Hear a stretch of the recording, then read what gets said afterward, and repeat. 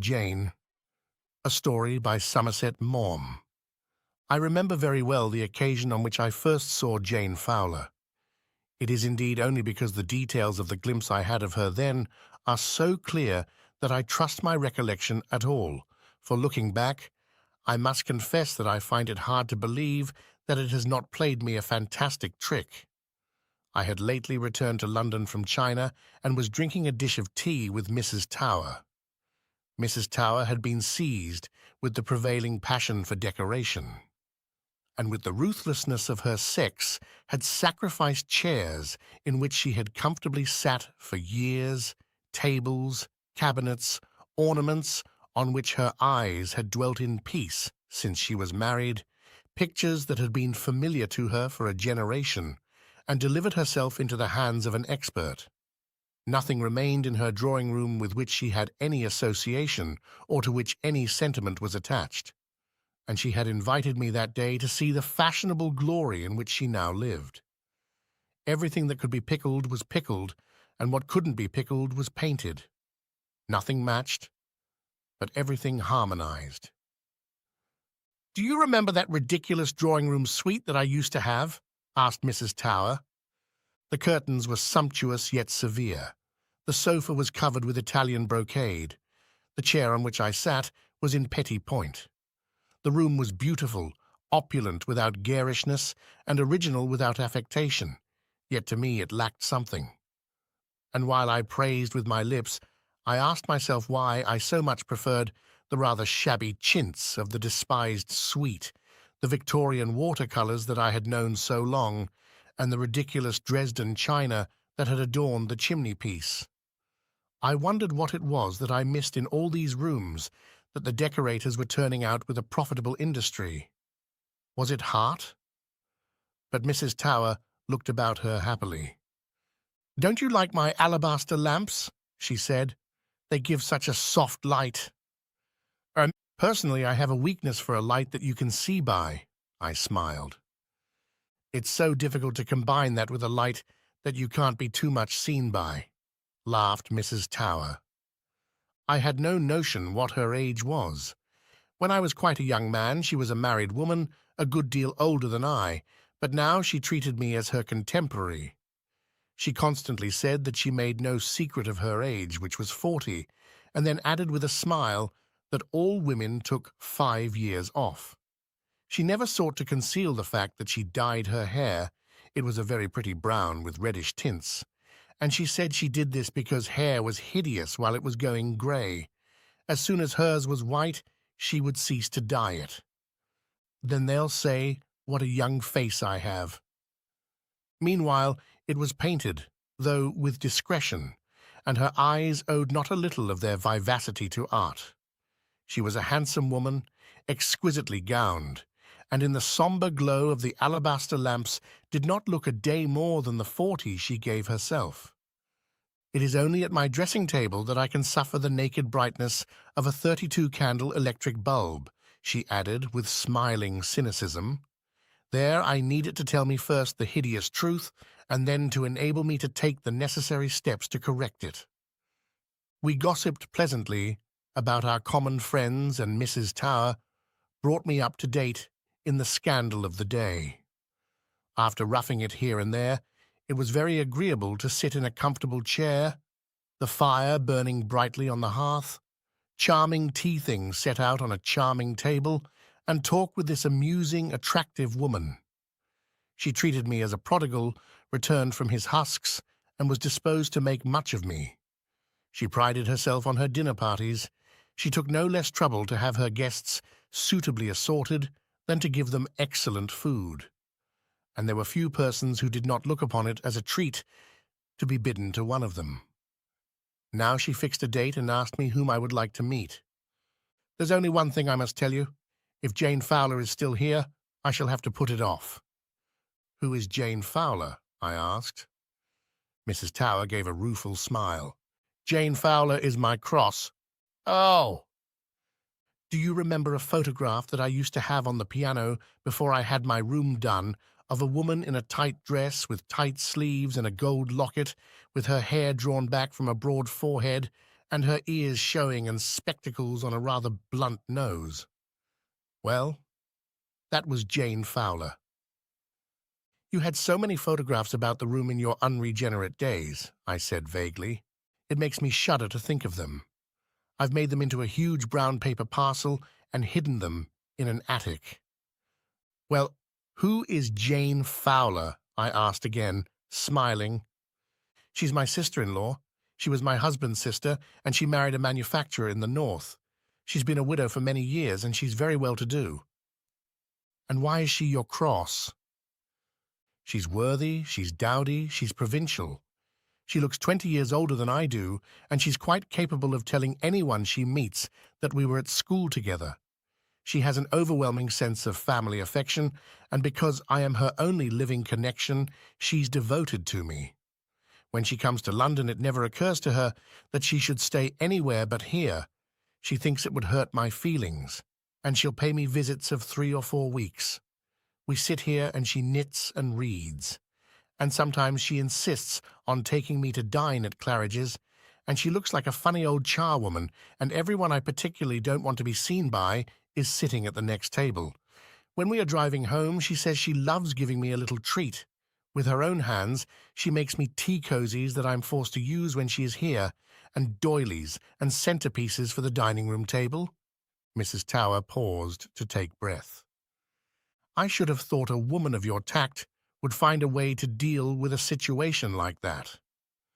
Ah, but don't you see I haven't a chance? She's so immeasurably kind. She has a heart of gold. She bores me to death, but I wouldn't for anything let her suspect it. And when does she arrive? Tomorrow. But the answer was hardly out of Mrs. Tower's mouth when the bell rang. There were sounds in the hall of a slight commotion, and in a minute or two the butler ushered in an elderly lady. "Mrs. Fowler," he announced. "Jane," cried Mrs. Tower, springing to her feet, "I wasn't expecting you today." "So your butler has just told me. I certainly said today in my letter." Mrs. Tower recovered her wits. "Well, it doesn't matter. I'm very glad to see you whenever you come. Fortunately, I'm doing nothing this evening. You mustn't let me give you any trouble. If I can have a boiled egg for my dinner, that's all I shall want." A faint grimace for a moment distorted Mrs. Tower's handsome features. A boiled egg. "Oh, I think we can do a little better than that." I chuckled inwardly when I recollected that the two ladies were contemporaries. Mrs. Fowler looked a good 55. She was a rather big woman. She wore a black straw hat with a wide brim, and from it a black lace veil hung over her shoulders, a cloak that oddly combined severity with fussiness, a long black dress, voluminous as though she wore several petticoats under it, and stout boots. She was evidently short-sighted, for she looked at you through large gold-rimmed spectacles. "Won't you have a cup of tea?" asked Mrs. Tower. "If it wouldn't be too much trouble. I'll take off my mantle." She began by stripping her hands of the black gloves she wore, and then took off her cloak. Round her neck was a solid gold chain, from which hung a large gold locket, in which I felt certain was a photograph of her deceased husband. Then she took off her hat and placed it neatly with her gloves and cloak on the sofa corner. Mrs. Tower pursed her lips. Certainly those garments did not go very well with the austere but sumptuous beauty of Mrs. Tower's redecorated drawing-room. I wondered where on earth Mrs. Fowler had found the extraordinary clothes she wore. They were not old, and the materials were expensive. It was astounding to think that dressmakers still made things that had not been worn for a quarter of a century. Mrs. Fowler's grey hair was very plainly done, showing all her forehead and her ears, with a parting in the middle. It had evidently never known the tongs of Monsieur Marcel. Now her eyes fell on the tea-table, with its teapot of Georgian silver and its cups in old Worcester. "What have you done with the tea-cosy I gave you last time I came up, Marion?" she asked. "Don't you use it?" "Yes, I used it every day, Jane," answered Mrs. Tower glibly. "Unfortunately, we had an accident with it a little while ago. It got burnt." but the last one I gave you got burnt. I'm afraid you'll think us very careless." "It doesn't really matter," smiled Mrs. Fowler. "I shall enjoy making you another. I'll go to Liberty's tomorrow and buy some silks." Mrs. Tower kept her face bravely. "I don't deserve it, you know. Doesn't your vicar's wife need one?" "Oh, I've just made her one," said Mrs. Fowler brightly. I noticed that when she smiled, she showed white, small, and regular teeth. They were a real beauty. Her smile was certainly very sweet, but I felt it high time for me to leave the two ladies to themselves, so I took my leave. Early next morning, Mrs. Tower rang me up, and I heard at once from her voice that she was in high spirits. "I've got the most wonderful news for you," she said. "Jane is going to be married." "Nonsense." "Her fiancé is coming to dine here tonight to be introduced to me, and I want you to come too." "Oh, but I shall be in the way." "No, you won't. Jane suggested herself that I should ask you." "Do come." She was bubbling over with laughter. "Who is he?" "I don't know. She tells me he's an architect. Can you imagine the sort of man Jane would marry?" I had nothing to do, and I could trust Mrs. Tower to give me a good dinner. When I arrived, Mrs. Tower, very splendid in a tea-gown, a little too young for her, was alone. "Jane is putting the finishing touches to her appearance. I'm longing for you to see her. She's all in a flutter. She says he adores her. His name is Gilbert, and when she speaks of him, her voice gets all funny and tremulous. It makes me want to laugh. I wonder what he's like. Oh, I'm sure I know. Very big and massive, with a bald head and an immense gold chain across an immense tummy, a large, fat, clean-shaven, red face, and a booming voice." Mrs. Fowler came in. She wore a very stiff black silk dress with a wide skirt and a train. At the neck, it was cut into a timid V, and the sleeves came down to the elbows. She wore a necklace of diamonds set in silver. She carried in her hands a long pair of black gloves and a fan of black ostrich feathers. She managed, as so few people do, to look exactly what she was. You could never have thought her anything in the world but the respectable relict of a North Country manufacturer of ample means. "You've really got quite a pretty neck, Jane," said Mrs. Tower with a kindly smile. It was indeed astonishingly young when you compared it with her weather-beaten face. It was smooth and unlined, and the skin was white. And I noticed then that her head was very well placed on her shoulders. "Has Marian told you my news?" she said, turning to me with that really charming smile of hers, as if we were already old friends. "I must congratulate you," I said. "Wait to do that till you've seen my young man." "I think it's too sweet to hear you talk of your young man," smiled Mrs. Tower. Mrs. Fowler's eyes certainly twinkled behind her preposterous spectacles. "Don't expect anyone too old. You wouldn't like me to marry a decrepit old gentleman with one foot in the grave, would you?" This was the only warning she gave us. Indeed, there was no time for any further discussion, for the butler flung open the door and in a loud voice announced, "Mr. Gilbert Napier." There entered a youth in a very well-cut dinner jacket. He was slight, not very tall, with fair hair, in which there was a hint of a natural wave, clean-shaven and blue-eyed. He was not particularly good-looking, but he had a pleasant, amiable face. In 10 years, he would probably be wizened and sallow, but now, in extreme youth, he was fresh and clean and blooming, for he was certainly not more than 24. My first thought was that this was the son of Jane Fowler's fiancé. I had not known he was a widower, come to say that his father was prevented from dining by a sudden attack of gout. But his eyes fell immediately on Mrs. Fowler, his face lit up, and he went towards her with both hands outstretched. Mrs. Fowler gave him hers, a demure smile on her lips, and turned to her sister-in-law. "This is my young man, Marian," she said. He held out his hand. "I hope you'll like me, Mrs. Tower," he said. "Jane tells me You're the only relation she has in the world." Mrs. Tower's face was wonderful to behold. I saw then to admiration how bravely good breeding and social usage could combat the instincts of the natural woman.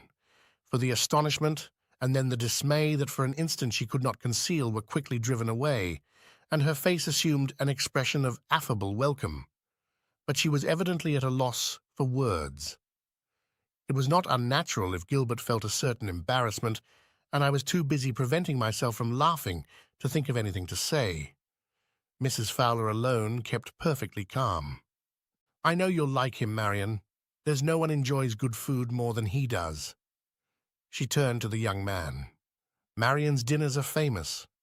"I know," he beamed. Mrs. Tower made some quick rejoinder, and we went downstairs. I shall not soon forget the exquisite comedy of that meal. Mrs. Tower could not make up her mind whether the pair of them were playing a practical joke on her, or whether Jane, by wilfully concealing her fiancé's age, had hoped to make her look foolish. But then Jane never jested, and she was incapable of doing a malicious thing. Mrs. Tower was amazed, exasperated, and perplexed, but she had recovered her self-control, and for nothing would she have forgotten that she was a perfect hostess whose duty it was to make her party go. She talked vivaciously, but I wondered if Gilbert Napier saw how hard and vindictive was the expression of her eyes behind the mask of friendliness that she turned to him. She was measuring him. She was seeking to delve into the secret of his soul. I could see that she was in a passion, for under her rouge her cheeks glowed with an angry red. "You've got a very high color, Marion," said Jane, looking at her amiably through her great round spectacles. "I dressed in a hurry. I dare say I put on too much rouge." "Oh, is it rouge? I thought it was natural. Otherwise I shouldn't have mentioned it." She gave Gilbert a shy little smile. "You know, Marion and I were at school together. You would never think it to look at us now, would you? But of course I've lived a very quiet life."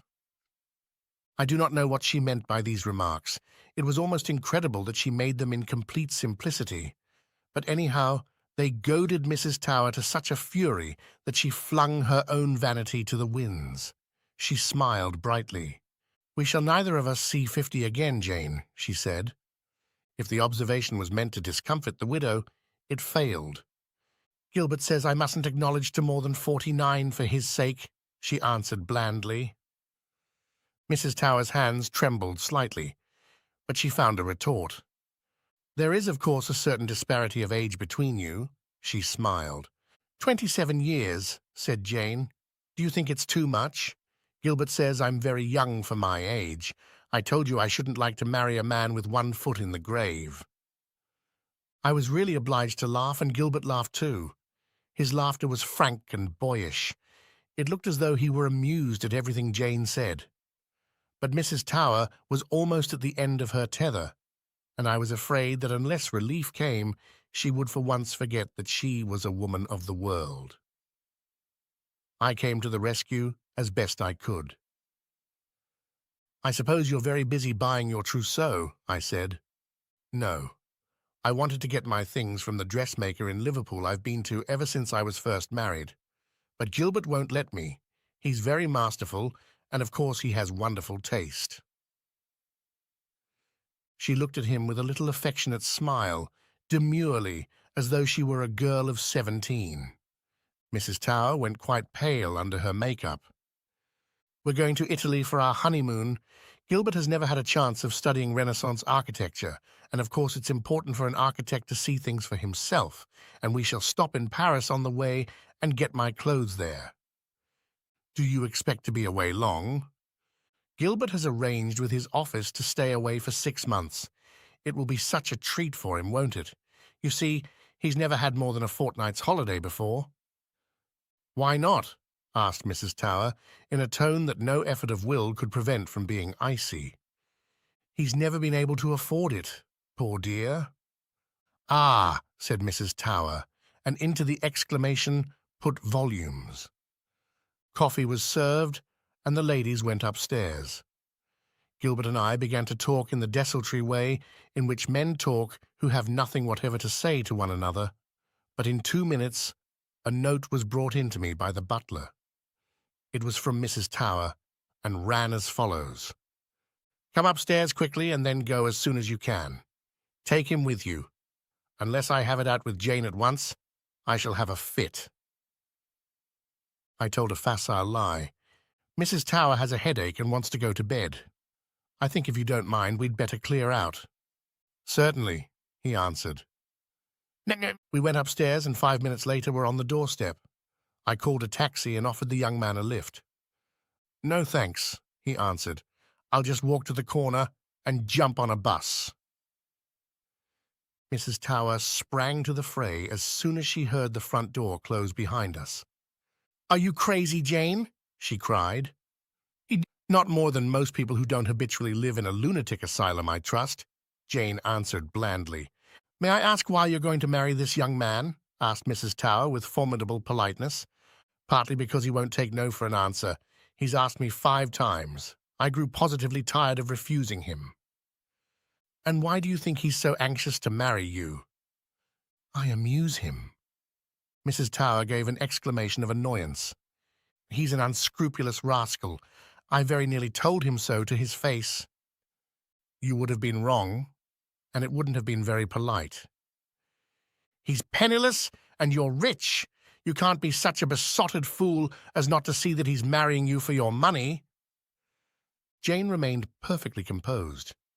She observed her sister-in-law's agitation with detachment. "I don't think he is, you know," she replied. "I think he's very fond of me." "You're an old woman, Jane." "I'm the same age as you are, Marion," she smiled. "I've never let myself go. I'm very young for my age. No one would think I was more than 40, but even I wouldn't dream of marrying a boy 20 years younger than myself." 27, corrected Jane. "Do you mean to tell me that you can bring yourself to believe that it's possible for a young man to care for a woman old enough to be his mother?" "I've lived very much in the country for many years. I dare say there's a great deal about human nature that I don't know. They tell me there's a man called Freud, an Austrian, I believe." But Mrs. Tower interrupted her without any politeness at all. "Don't be ridiculous, Jane. It's so undignified. It's so ungraceful. I always thought you were a sensible woman. Really, you're the last person I should ever have thought likely to fall in love with a boy." "But I'm not in love with him. I've told him that. Of course I like him very much, or I wouldn't think of marrying him. I thought it only fair to tell him quite plainly what my feelings were towards him." Mrs. Tower gasped. The blood rushed to her head, and her breathing oppressed her. She had no fan, but she seized the evening paper and vigorously fanned herself with it. "If you're not in love with him, why do you want to marry him?" "I've been a widow a very long time, and I've led a very quiet life. I thought I'd like a change." "If you want to marry just to be married, why don't you marry a man of your own age?" "No man of my own age has asked me 5 times. In fact, no man of my own age has asked me at all." Jane chuckled as she answered. It drove Mrs. Tower to the final pitch of frenzy. "Don't laugh, Jane. I won't have it. I don't think you can be right in your mind. It's dreadful." It was altogether too much for her, and she burst into tears.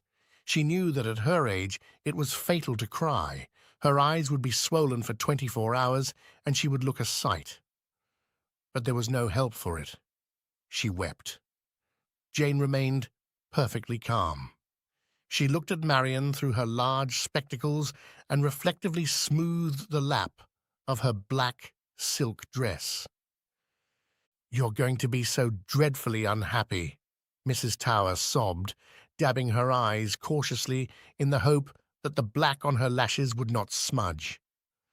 "I don't think so, you know," Jane answered in those equable, mild tones of hers, as if there were a little smile behind the words. "We've talked it over very thoroughly. I always think I'm a very easy person to live with. I think I shall make Gilbert very happy and comfortable. He's never had anyone to look after him properly. We're only marrying after mature consideration, and we've decided that if either of us wants his liberty, the other will place no obstacles in the way of his getting it."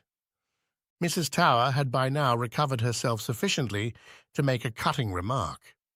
"How much has he persuaded you to settle on him?" I wanted to settle 1,000 a year on him, but he wouldn't hear of it.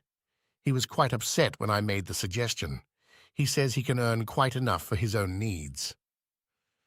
"He's more cunning than I thought," said Mrs. Tower acidly. Jane paused a little and looked at her sister-in-law with kindly but resolute eyes. "You see, my dear, it's different for you," she said. "You've never been so very much a widow, have you?" Mrs. Tower looked at her. She blushed a little. She even felt slightly uncomfortable. But of course Jane was much too simple to intend an innuendo. Mrs. Tower gathered herself together with dignity.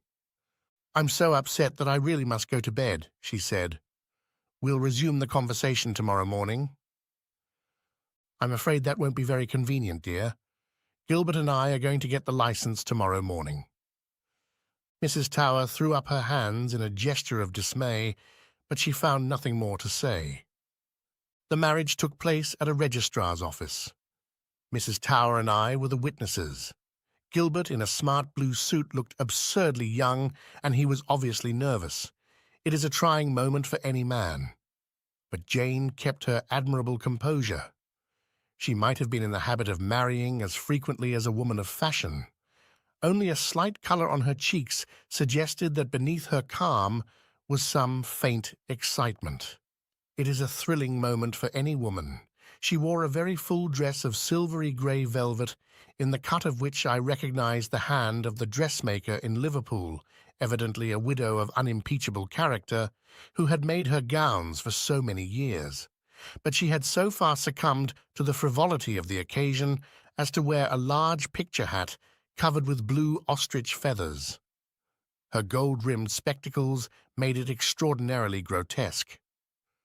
When the ceremony was over, the registrar, somewhat taken aback, I thought, by the difference of age between the pair he was marrying, shook hands with her, tendering his strictly official congratulations, and the bridegroom, blushing slightly, kissed her. Mrs. Tower, resigned but implacable, kissed her, and then the bride looked at me expectantly. It was evidently fitting that I should kiss her too. I did. I confess that I felt a little shy as we walked out of the registrar's office past loungers who waited cynically to see the bridal pairs, and it was with relief that I stepped into Mrs. Tower's car.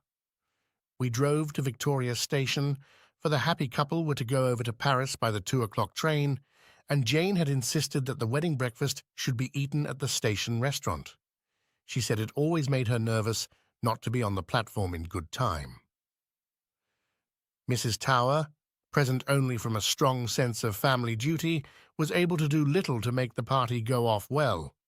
She ate nothing, for which I could not blame her, since the food was execrable, and anyway I hate champagne at luncheon, and talked in a strained voice, but Jane went through the menu conscientiously. "I always think one should make a hearty meal before starting out on a journey," she said. We saw them off, and I drove Mrs. Tower back to her house. "How long do you give it?" she said. 6 months? "Let's hope for the best," I smiled. "Don't be so absurd. There can be no best. You don't think he's marrying her for anything but her money, do you? Of course it can't last. My only hope is that she won't have to go through as much suffering as she deserves." I laughed. The charitable words were spoken in such a tone as to leave me in small doubt of Mrs. Tower's meaning. "Well, if it doesn't last, you'll have the consolation of saying, 'I told you so,'" I said. "I promise you I'll never do that." "Then you'll have the satisfaction of congratulating yourself on your self-control in not saying, 'I told you so.' She's old and dowdy and dull." "Are you sure she's dull?" I said. "It's true she doesn't say very much, but when she says anything it's very much to the point." "I've never heard her make a joke in my life." I was once more in the Far East, when Gilbert and Jane returned from their honeymoon, and this time I remained away for nearly 2 years. Mrs. Tower was a bad correspondent, and though I sent her an occasional picture postcard, I received no news from her. But I met her within a week of my return to London. I was dining out and found that I was seated next to her. It was an immense party. I think we were 24, like the blackbirds in the pie, and arriving somewhat late, I was too confused by the crowd in which I found myself to notice who was there. But when we sat down, looking round the long table, I saw that a good many of my fellow guests were well known to the public from their photographs in the illustrated papers. Our hostess had a weakness for the persons technically known as celebrities, and this was an unusually brilliant gathering. When Mrs. Tower and I had exchanged the conventional remarks that two people make when they have not seen one another for a couple of years, I asked about Jane. "She's very well," said Mrs. Tower with a certain dryness. "How has the marriage turned out?" Mrs. Tower paused a little and took a salted almond from the dish in front of her. "It appears to be quite a success." "You were wrong, then?" "I said it wouldn't last, and I still say it won't last. It's contrary to human nature." "Is she happy?" "They're both happy. I suppose you don't see very much of them. At first I saw quite a lot of them. But now—" Mrs. Tower pursed her lips a little. "Jane is becoming very grand." "What do you mean?" I laughed. "I think I should tell you that she's here tonight." "Here?" I was startled. I looked round the table again.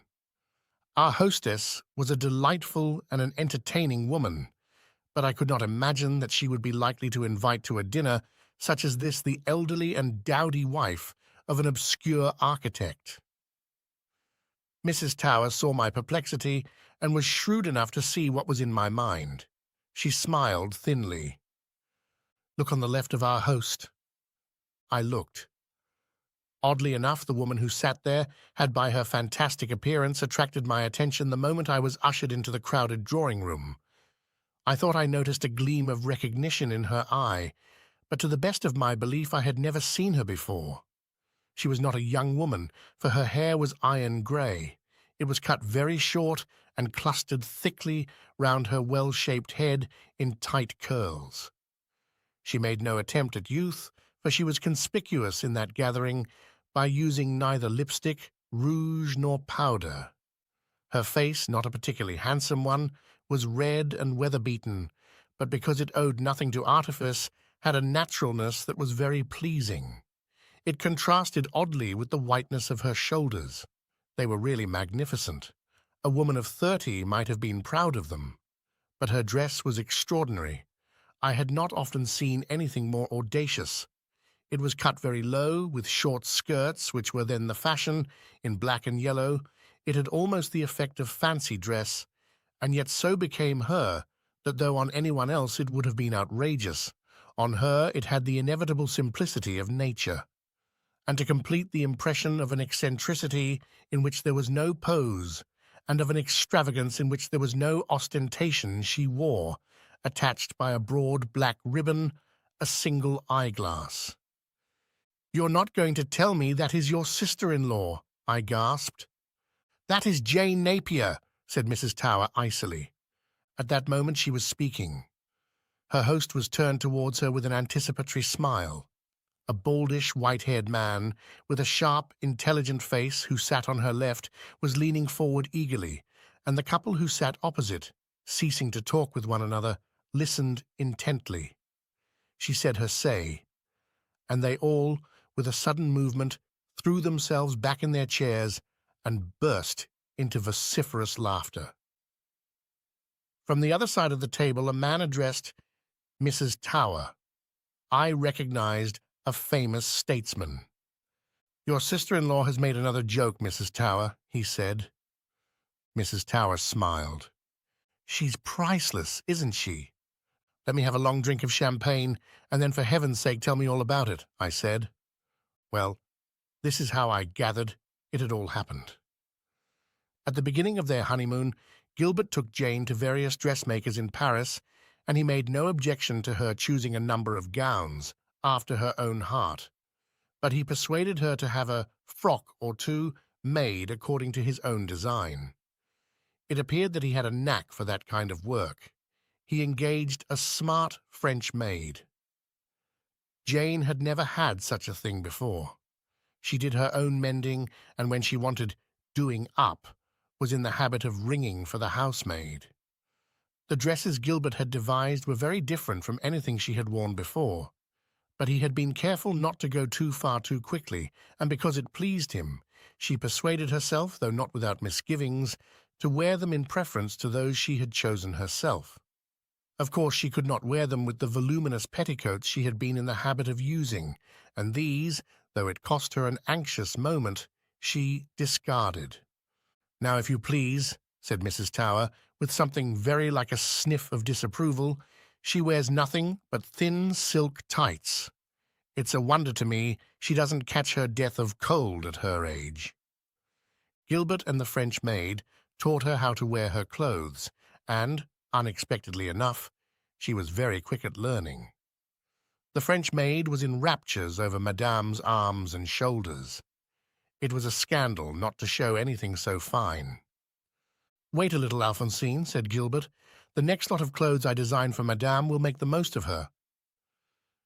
The spectacles, of course, were dreadful. No one could look really well in gold-rimmed spectacles. Gilbert tried some with tortoise-shell rims. He shook his head. "They'd look all right on a girl," he said. "You're too old to wear spectacles, Jane."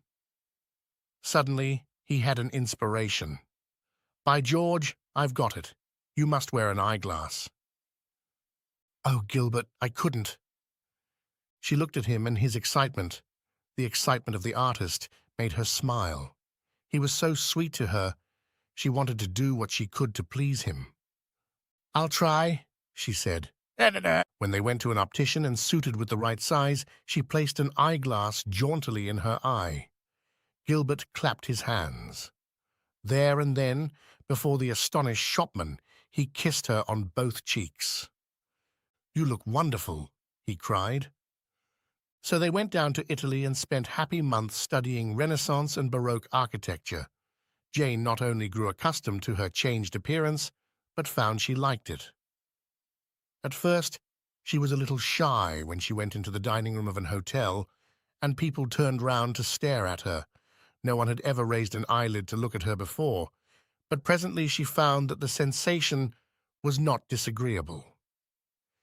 Ladies came up to her and asked her where she got her dress. "Do you like it?" she answered demurely. "My husband designed it for me." "I should like to copy it, if you don't mind." Jane had certainly for many years lived a very quiet life, but she was by no means lacking in the normal instincts of her sex. She had her answer ready. "I'm so sorry, but my husband's very particular, and he won't hear of anyone copying my frocks. He wants me to be unique." She had an idea that people would laugh when she said this, but they didn't. They merely answered, "Oh, of course, I quite understand. You are unique." But she saw them making mental notes of what she wore, and for some reason this quite put her about. For once in her life that she wasn't wearing what everybody else did, she reflected, she didn't see why everybody else should want to wear what she did. "Gilbert," she said, quite sharply for her, "next time you're designing dresses for me, I wish you'd design things that people can't copy. The only way to do that is to design things that only you can wear." "Can't you do that?" "Yes, if you'll do something for me." "What is it?" "Cut off your hair." I think this was the first time that Jane jibbed. Her hair was long and thick, and as a girl she had been quite vain of it. To cut it off was a very drastic proceeding. This really was burning her boats behind her. In her case it was not the first step that cost so much, it was the last. But she took it. "I know Marion will think me a perfect fool, and I shall never be able to go to Liverpool again," she said. And when they passed through Paris on their way home, Gilbert led her, she felt quite sick, her heart was beating so fast, to the best hairdresser in the world. She came out of his shop with a jaunty, saucy, impudent head of crisp grey curls. Pygmalion had finished his fantastic masterpiece. Galatea was come to life. Yes, I said, but that isn't enough to explain why Jane is here tonight amid this crowd of duchesses, cabinet ministers, and such like, nor why she is sitting on one side of her host with an admiral of the fleet on the other. Jane is a humorist, said Mrs. Tower. Didn't you see them all laughing at what she said? There was no doubt now of the bitterness in Mrs. Tower's heart. When Jane wrote and told me they were back from their honeymoon, I thought I must ask them both to dinner. I didn't much like the idea, but I felt it had to be done. I knew the party would be deadly, and I wasn't going to sacrifice any of the people who really mattered. On the other hand, I didn't want Jane to think I hadn't any nice friends. You know, I never have more than 8, but on this occasion, I thought it would make things go better if I had 12. I'd been too busy to see Jane until the evening of the party. She kept us all waiting a little. That was Gilbert's cleverness, and at last she sailed in. You could have knocked me down with a feather. She made the rest of the women look dowdy and provincial. She made me feel like a painted old trollop. Mrs. Tower drank a little champagne. I wish I could describe the frock to you. It would have been quite impossible on anyone else. On her, it was perfect. And the eyeglass. I'd known her for 35 years, and I'd never seen her without spectacles. But you knew she had a good figure. How should I? I'd never seen her except in the clothes you first saw her in. Did you think she had a good figure? She seemed not to be unconscious of the sensation she made, but to take it as a matter of course. I thought of my dinner, and I heaved a sigh of relief. Even if she was a little heavy in hand, with that appearance it didn't so very much matter. She was sitting at the other end of the table, and I heard a good deal of laughter. I was glad to think that the other people were playing up well, but after dinner I was a good deal taken aback when no less than 3 men came up to me and told me that my sister-in-law was priceless, and did I think she would allow them to call on her? I didn't quite know whether I was standing on my head or my heels. 24 hours later, our hostess of tonight rang me up and said she had heard my sister-in-law was in London and she was priceless, and would I ask her to luncheon to meet her? She has an infallible instinct, that woman. In a month, everyone was talking about Jane. I am here tonight, not because I've known our hostess for 20 years and have asked her to dinner 100 times, but because I'm Jane's sister-in-law. Poor Mrs. Tower. The position was galling, and though I could not help being amused, for the tables were turned on her with a vengeance, I felt that she deserved my sympathy. People never can resist those who make them laugh, I said, trying to console her. She never makes me laugh. Once more from the top of the table, I heard a guffaw and guessed that Jane had said another amusing thing. Do you mean to say that you're the only person who doesn't think her funny? I asked, smiling. Had it struck you that she was a humorist? I'm bound to say it hadn't. She says just the same things as she's said for the last 35 years. I laugh when I see everyone else does, because I don't want to seem a perfect fool. But I am not amused. Like Queen Victoria, I said. It was a foolish jest, and Mrs. Tower was quite right sharply to tell me so. I tried another tack. Is Gilbert here? I asked, looking down the table. Gilbert was asked because she won't go out without him. But tonight, he's at a dinner of the Architects' Institute, or whatever it's called. I'm dying to renew my acquaintance with her. Go and talk to her after dinner. She'll ask you to her Tuesdays. Her Tuesdays? She's at home every Tuesday evening. You'll meet there everyone you ever heard of. They're the best parties in London. She's done in 1 year what I've failed to do in 20. But what you tell me is really miraculous. How has it been done? Mrs. Tower shrugged her handsome but adipose shoulders. I shall be glad if you'll tell me, she replied. After dinner, I tried to make my way to the sofa on which Jane was sitting, but I was intercepted, and it was not till a little later that my hostess came up to me and said, I must introduce you to the star of my party. Do you know Jane Napier? She's priceless. She's much more amusing than your comedies. I was taken up to the sofa. The Admiral, who had been sitting beside her at dinner, was with her still.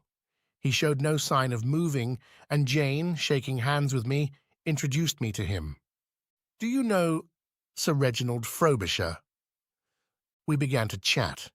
It was the same Jane as I had known before, perfectly simple, homely, and unaffected, but her fantastic appearance certainly gave a peculiar savour to what she said. Suddenly, I found myself shaking with laughter. She had made a remark, sensible and to the point, but not in the least witty, which her manner of saying, and the bland look she gave me through her eyeglass, made perfectly irresistible. I felt light-hearted and buoyant. When I left her, she said to me, "If you've got nothing better to do, come and see us on Tuesday evening. Gilbert will be so glad to see you. When he's been a month in London, he'll know that he can have nothing better to do," said the Admiral. So, on Tuesday, but rather late, I went to Jane's. I confess I was a little surprised at the company. It was quite a remarkable collection of writers, painters and politicians, actors, great ladies and great beauties. Mrs. Tower was right. It was a grand party. I had seen nothing like it in London since Stafford House was sold. No particular entertainment was provided. The refreshments were adequate without being luxurious. Jane, in her quiet way, seemed to be enjoying herself.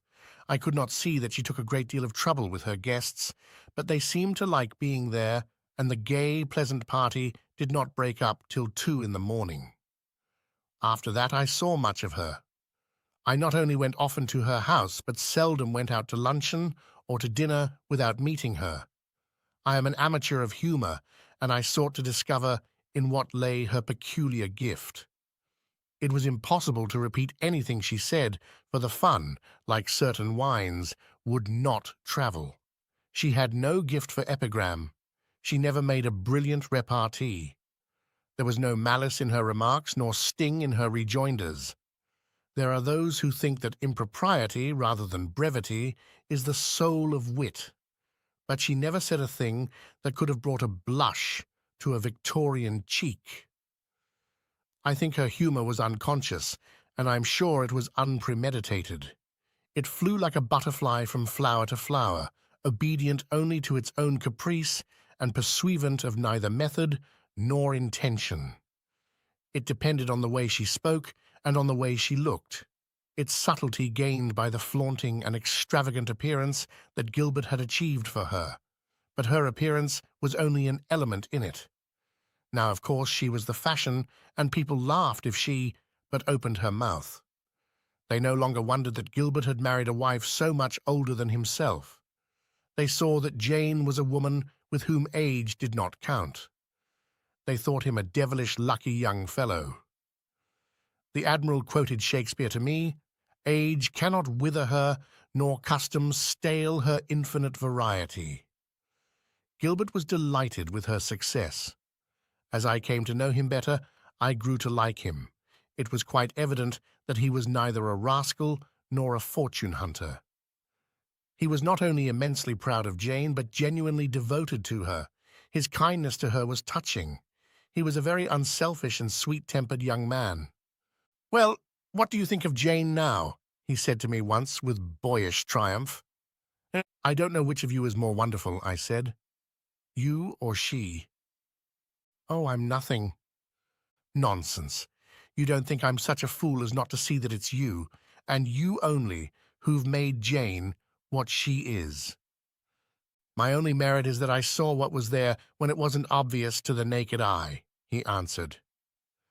"I can understand your seeing that she had in her the possibility of that remarkable appearance. But how in the world have you made her into a humorist?" "But I always thought the things she said a perfect scream. She was always a humorist." "You're the only person who ever thought so." Mrs. Tower, not without magnanimity, acknowledged that she had been mistaken in Gilbert. She grew quite attached to him. But notwithstanding appearances, she never faltered in her opinion that the marriage could not last. I was obliged to laugh at her. "Why, I've never seen such a devoted couple," I said. "Gilbert is 27 now. It's just the time for a pretty girl to come along. Did you notice the other evening at Jane's that pretty little niece of Sir Reginald's? I thought Jane was looking at them both with a good deal of attention." And I wondered to myself, I don't believe Jane fears the rivalry of any girl under the sun. Wait and see, said Mrs. Tower. You gave it 6 months. Well, now I give it 3 years. When anyone is very positive in an opinion, it is only human nature to wish him proved wrong. Mrs. Tower was really too cocksure. But such a satisfaction was not mine, for the end that she had always and confidently predicted to the ill-assorted match did, in point of fact, come. Still, the fates seldom give us what we want in the way we want it, and though Mrs. Tower could flatter herself that she had been right, I think, after all, she would sooner have been wrong. For things did not happen at all in the way she expected. One day I received an urgent message from her and fortunately went to see her at once. When I was shown into the room, Mrs. Tower rose from her chair and came towards me with the stealthy swiftness of a leopard stalking his prey. I saw that she was excited. "Jane and Gilbert have separated," she said. "Not really? Well, you were right after all." Mrs. Tower looked at me with an expression I could not understand. "Poor Jane," I muttered. "Poor Jane," she repeated, but in tones of such derision that I was dumbfounded. She found some difficulty in telling me exactly what had occurred. Gilbert had left her a moment before she leaped to the telephone to summon me. When he entered the room, pale and distraught, she saw at once that something terrible had happened. She knew what he was going to say before he said it. "Marion, Jane has left me." She gave him a little smile and took his hand. "I knew you'd behave like a gentleman. It would have been dreadful for her for people to think that you had left her. I've come to you because I knew I could count on your sympathy." "Oh, I don't blame you, Gilbert," said Mrs. Tower very kindly. "It was bound to happen." He sighed. "I suppose so. I couldn't hope to keep her always. She was too wonderful, and I'm a perfectly commonplace fellow." Mrs. Tower patted his hand. He was really behaving beautifully. "And what is going to happen now?" "Well, she's going to divorce me. Jane always said she'd put no obstacle in your way if ever you wanted to marry a girl. You don't think it's likely I should ever be willing to marry anyone else after being Jane's husband," he answered. Mrs. Tower was puzzled. "Of course you mean that you've left Jane." "I? That's the last thing I should ever do." "Then why is she divorcing you?" "She's going to marry Sir Reginald Frobisher as soon as the decree is made absolute." Mrs. Tower positively screamed. Then she felt so faint that she had to get her smelling salts. "After all you've done for her?" "I've done nothing for her." "Do you mean to say you're going to allow yourself to be made use of like that?" "We arranged, before we married, that if either of us wanted his liberty, the other should put no hindrance in the way." "But that was done on your account, because you were 27 years younger than she was." "Well, it's come in very useful for her," he answered bitterly. Mrs. Tower expostulated, argued, and reasoned, but Gilbert insisted that no rules applied to Jane, and he must do exactly what she wanted. He left Mrs. Tower prostrate. It relieved her a good deal to give me a full account of this interview. It pleased her to see that I was as surprised as herself, and if I was not so indignant with Jane as she was, she ascribed that to the criminal lack of morality incident to my sex. She was still in a state of extreme agitation when the door was opened and the butler showed in. Jane herself. She was dressed in black and white, as no doubt befitted her slightly ambiguous position, but in a dress so original and fantastic, in a hat so striking, that I positively gasped at the sight of her. But she was as ever bland and collected. She came forward to kiss Mrs. Tower, but Mrs. Tower withdrew herself with icy dignity. "Gilbert has been here," she said. "Yes, I know," smiled Jane. "I told him to come and see you. I'm going to Paris tonight, and I want you to be very kind to him while I am away. I'm afraid just at first he'll be rather lonely, and I shall feel more comfortable if I can count on your keeping an eye on him." Mrs. Tower clasped her hands. Gilbert has just told me something that I can hardly bring myself to believe. He tells me that you're going to divorce him to marry Reginald Frobisher. Don't you remember before I married Gilbert, you advised me to marry a man of my own age? The Admiral is 53. But, Jane, you owe everything to Gilbert, said Mrs. Tower indignantly. You wouldn't exist without him. Without him to design your clothes, you'll be nothing. Oh, he's promised to go on designing my clothes, Jane answered blandly. No woman could want a better husband. He's always been kindness itself to you. Oh, I know he's been sweet. How can you be so heartless? But I was never in love with Gilbert, said Jane. I always told him that. I'm beginning to feel the need of the companionship of a man of my own age. I think I've probably been married to Gilbert long enough. The young have no conversation. She paused a little and gave us both a charming smile. Of course I shan't lose sight of Gilbert. I've arranged that with Reginald. The Admiral has a niece that would just suit him. As soon as we're married, we'll ask them to stay with us at Malta. You know that the Admiral is to have the Mediterranean command, and I shouldn't be at all surprised if they fell in love with one another. Mrs. Tower gave a little sniff. And have you arranged with the Admiral that if you want your liberty, neither should put any hindrance in the way of the other? I suggested it, Jane answered with composure.